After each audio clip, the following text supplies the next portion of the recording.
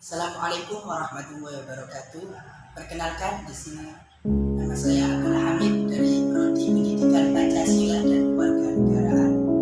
Asal usul nama Indonesia. Nama Indonesia pertama kali muncul di tahun 1850 di sebuah majalah tahun yang terbit di Singapura. Penemuannya dua orang Inggris, Logan dan Earl. Saat itu nama India sering terletak dengan nama tempat lain. Karena itu Logan dan Earl berpikir daerah jajahan Belanda ini perlu diberi nama sendiri.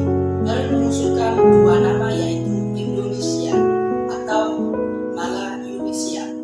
Earl memilih Malayunesia, sedangkan Logan memilih nama Indonesia.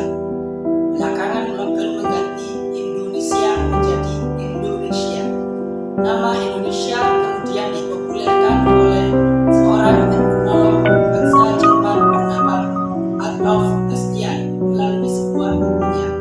Di bukunya itu Bastian menggunakan kata Indonesia untuk merujuk pulau-pulau besar seperti Pulau Jawa, Pulau Sumatera, Pulau Kalimantan, Pulau Sulawesi, Kepulauan Maluku, Papua Timur hingga Flores dan gugusan pulau-pulau yang melintasi pulau tersebut. Tahun 1913, Suwardi Surya Ningrat alias Ki Hajar Dewantoro mendirikan kantor pemerintahan untuk Bumi Putra. Dibentuk Belanda namanya Indonesische Burgers. Saat itu Ki Hajar sedang menjalani pembuangan di negeri Belanda akibat aktivitas politiknya di tanah air. Pada tahun 1922, para pelajar Indonesia di negeri Belanda sepakat mengadopsi nama Indonesia. Kemudian di tahun 1924, Organisasi Pelajar Indonesia India Putra berganti nama menjadi Indonesia Merdeka. Setahun kemudian, nama Perhimpunan Para Pelajar ini resmi diubah Perhimpunan Indonesia (PI). Di tanah air, organisasi politik yang pertama kali menggunakan nama Indonesia adalah Partai Komunis Indonesia (PKI). Pada bulan Juni 1924, melalui sebuah kongres Partai Komunis ini berdiri tanggal 23 Mei 1920 dengan nama Perserikatan Komunis India (PKH). Pada tahun 1927, Soekarno bersama Cipto Mangunkusumo serta kawan-kawannya mendirikan gerakan politik nasionalis bernama Perserikatan Nasional Indonesia (PNI).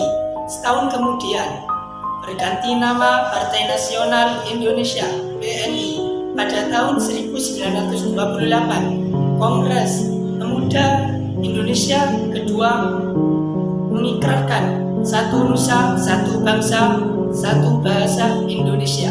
Pada tanggal 25 September 1932 berdiri Partai Tionghoa Indonesia di Surabaya yang diprakarsai oleh Lim Kuan Yin dan Kuat Tiong. Tujuannya untuk perataan Tionghoa yang ada di Hindia Belanda guna ikut serta di dalam gerakan Indonesia. Pada tanggal 4 Oktober 1934, Abdurrahman Baswedan dan kawan-kawan mendirikan Persatuan Arab Indonesia (PAI) di Semarang untuk mendorong kesetiaan para imigran Arab kepada Indonesia, sebagaimana dikatakan oleh Nathalie Mopin Geseng dalam sebuah bukunya. Berdirinya Persatuan Arab Indonesia (PAI) terinspirasi dari Partai Tionghoa Indonesia (PTI).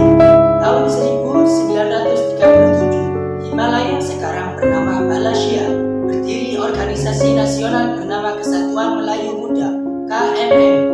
Dalam programnya, KMM menyatakan ingin mempersatukan Malaya ke dalam satu ikatan dengan Indonesia Raya. Pada tahun 1944, White Rudolph Supratman menjadi judul lagu Indonesia yang diciptakannya tahun 1922 menjadi Indonesia Raya. Tanggal 17 Agustus 1945 lahir bangsa Indonesia dari tengah-tengah kecangkram perang Asia Timur Raya. Pernahkah kalian bertanya dari mana asal-usul bangsa kita berasal? Apakah dari wilayah Indonesia atau wilayah luar? Apakah asal-usul nenek moyang bangsa kita berasal dari banyak bangsa di dunia? Untuk menjawab pertanyaan itu, paling tidak kita perlu membela 4 teori mengenai asal-usul nenek moyang bangsa Indonesia. Apa aja sih teori-teorinya? Yang pertama, teori Yunan. Perlu kalian catat ya. Yunan berbeda dengan Yunani ya. Yunan merupakan wilayah di Cina bagian selatan, jadi jangan sampai salah ya. Menurut teori Yunan, nenek moyang bangsa Indonesia berasal di daerah Yunan. Wilayah ini diduga merupakan asal-usul manusia modern di Asia Tenggara. Tokoh-tokoh yang mendukung teori ini antara lain Rupert Sheldrake, Captain Johann Gibson, J.R. Foster, J.R. Logan, Sangkot Marzuki, dan Muhammad Ali. Dasar yang memperkuat teori ini yaitu adanya kesamaan hasil kebudayaan berupa kapak. Kapak tua yang ditemukan di Nusantara ternyata memiliki kesamaan dengan kapak tua yang ditemukan di wilayah Asia Tengah. Selain itu, menurut teori ini, sebaran nenek moyang bangsa Indonesia terbagi menjadi 2 gelombang. Yang pertama, merupakan ras Proto Melayu yang membawa kebudayaan Neolitikum, dan yang kedua adalah ras Deutero Melayu yang membawa kebudayaan lokal. Orang-orang ini dipercaya masuk ke Nusantara melalui hulu-hulu sungai besar di daratan Asia.